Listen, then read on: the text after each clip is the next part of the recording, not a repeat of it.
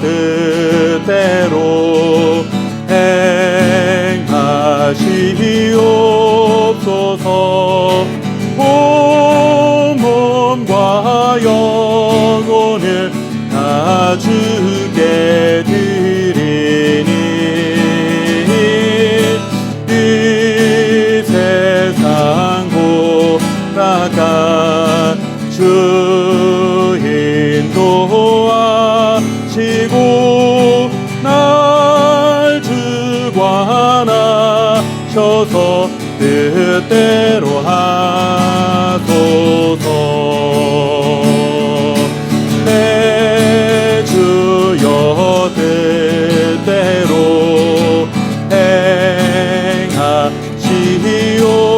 행하시옵소서.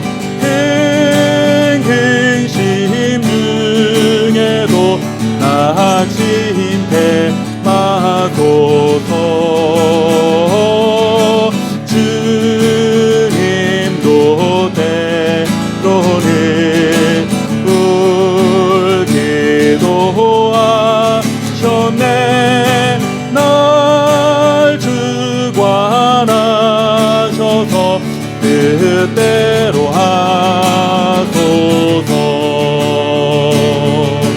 내 주여 뜻대로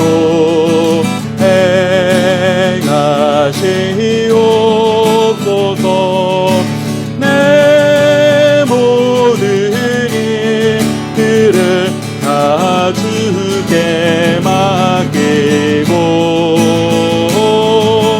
저 천성 향하여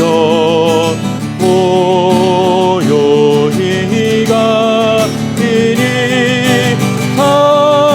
살든지 죽든지 뜻대로 하소서.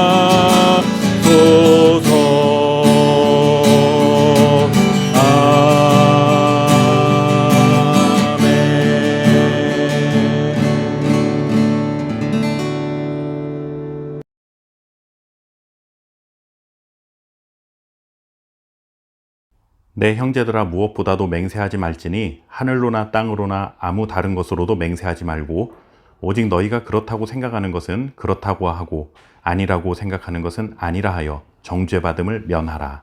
아멘. 야고보서의 말씀을 통해 성도는 인내를 통해 온전함의 열매를 맺어가게 하시는 하나님의 은혜를 경험할 수 있다는 교훈을 얻었습니다. 우리에게 큰 유익이 되는 가르침이라는 것을 알기에 지금부터라도 인내함으로 온전함이라는 목적지에 도착하고 싶다는 마음의 소원이 생기기도 합니다. 하지만 마땅히 그렇게 살아가야 할 가르침인 것도 알고 하나님의 말씀이기 때문에 당연히 그렇게 살아가야 하는 것도 알고 그렇게 살아가고 싶은 마음의 열망도 있지만 솔직히 현실에서는 항상 우리가 마음먹은 대로만 사라지는 것이 아닙니다. 물론 그렇다고 해서 포기하자 이런 말씀을 드리는 것은 절대 아닙니다. 이미 앞선 11절 말씀을 통해서 우리는 배운 것이 한 가지 있죠. 우리가 완벽한 인내를 해야만 하나님께서 온전함을 주시는 것이 아니라 부족하고 연약한 중에도 하나님 앞에 서 있기만 하면 자비와 긍휼의 하나님께서 인내의 결과를 만들어 가신다라는 사실입니다.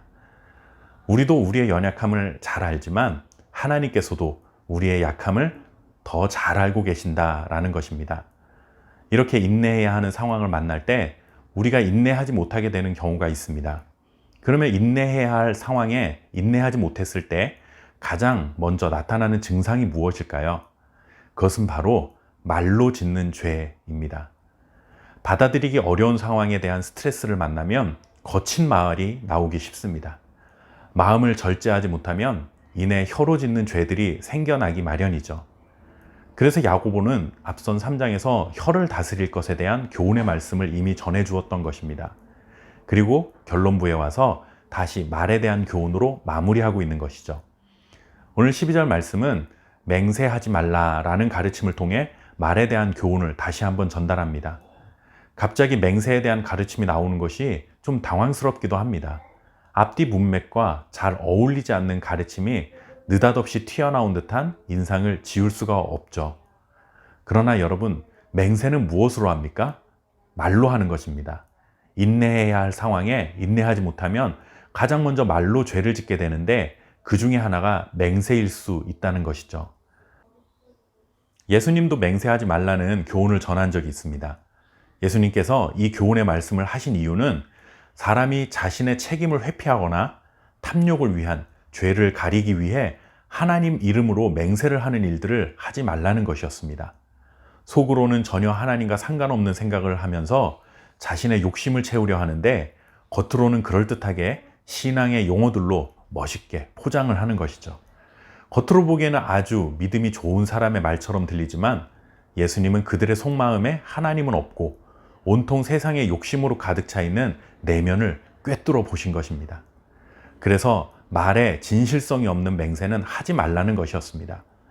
아마 야고보도 비슷한 의미로 맹세하지 말라는 가르침을 전했을 것입니다. 야고보의 일관된 가르침은 두 마음을 품고 있어서 하나님 편인 척하지만 결국에는 세상의 욕심으로 가득 채우고 헛된 것을 자랑하고 싶은 그들의 속마음을 알고 있었던 것이죠. 그러니 시험이 오면 인내하지 못하고 말로 하나님에 대한 원망을 쏟아놓고 형제자매들에게는 시기와 분쟁을, 다툼을 일으키게 되었다는 것입니다. 이렇게 두 마음이 해결되지 않으면 진실성이 없는 말을 얼마든지 쏟아낼 수 있다는 것을 알고는 맹세하지 말라라고 가르치고 있는 것입니다. 이것은 맹세를 금지한 것이라기보다는 거짓된 맹세를 하지 않도록 교훈하고 있는 것이라 할 수 있습니다.